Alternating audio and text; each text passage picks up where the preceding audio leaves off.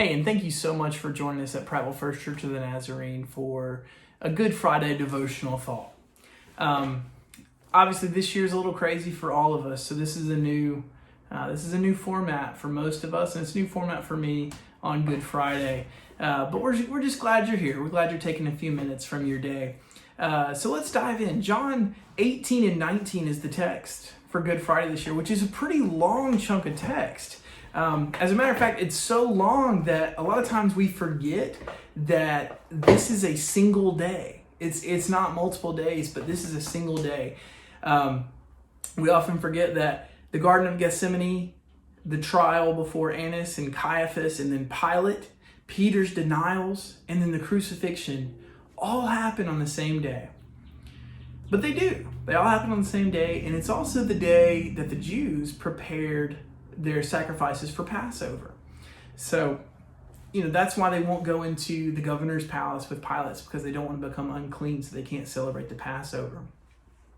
It's also very symbolic of Jesus getting prepared to be the sacrifice for the world. But tonight we're going to focus on verses 19 through 23 in chapter 18. So 18 verses 19 through 23. Meanwhile, the high priest questioned Jesus about his disciples and his teaching. "I have spoken openly to the world," Jesus replied. "I always taught in synagogues or at the temple where all the Jews come together. I said nothing in secret. Why question me?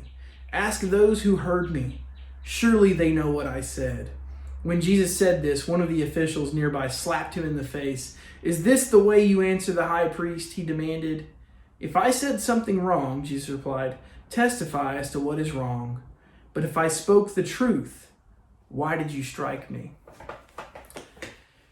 I picked this text for a lot of reasons. I think it's an interesting text just in and of itself, the whole disorder of the normal temple system, the temple trial.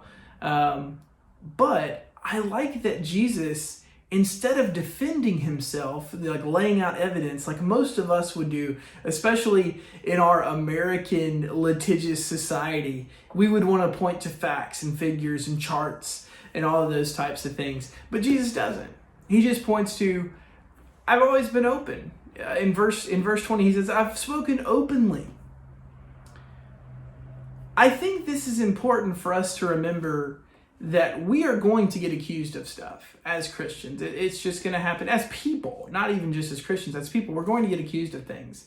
So I think step one is to be open with what you believe.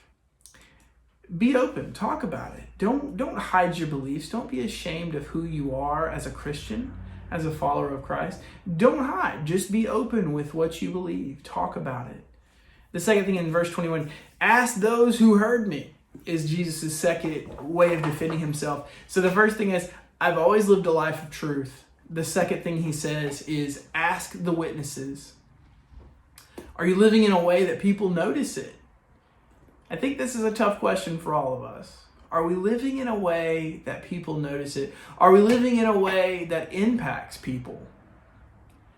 And then the last question is, what is the truth that Jesus is talking about? What is the truth that he taught? I think this is the reason he's there. The reason he is there is because the truth that Jesus teaches, the truth that Jesus is, destabilizes the entire temple system. It destabilizes the Roman system. It calls into question all of the values of the Roman and the synagogue's systems in a way that questions their authority and also challenges their power.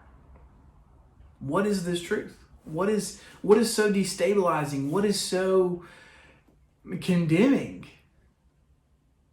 It's that you matter. It's that you matter no matter if you are a woman, if you are poor, if you are sick, if you are a man, if you are fill in the blank. You matter. And you're loved.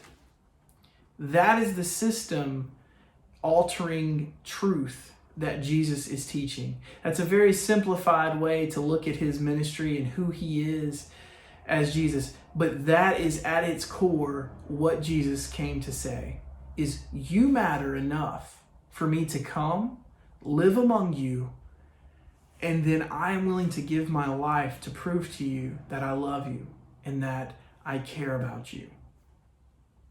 This whole idea is scary for the powers that be because, the whole name of the game for them is to keep you in your place, to serve them. And if you start thinking that you have value, well, that's going to take away some of my value. This is what Jesus came to teach us, is that you have value. No matter what the temple says, no matter what the government says, no matter what society says, you have value and you are loved. I always go back to one of my favorite responses to prayer from God that we have recorded in the Exodus, where God says, I hear my people's cries. I think Jesus is the embodiment of that answered prayer. I hear your cry. And I'm coming to tell you that you matter and that I love you and that I see you. Man, to be seen by our God. This is the truth that Jesus died for, is that he sees you, that he loves you, and that he wants you to know that. So this Good Friday, we kind of look back to last Sunday, Palm Sunday, when Jesus came in, and we thought that Jesus was going to be this conquering hero. We thought that he was going to overthrow the political, societal, and religious oppression that existed in that time. And we also think about that in our own lives a lot of times, is that we thought Jesus was going to come and he was going to overthrow all of this oppressiveness that was in our lives, to only find out that no. This is not a physical kingdom. This is not a earthly kingdom that I'm calling you to be a part of. It's more. It's better. It's so much bigger than Rome. It's so much bigger than the synagogue. It's so much bigger than the culture. That's what I'm calling you to. And this is the first glimpse of that more that he's calling you to, is that he stands before these people and he says, tell me what I did wrong. Tell me what I did wrong.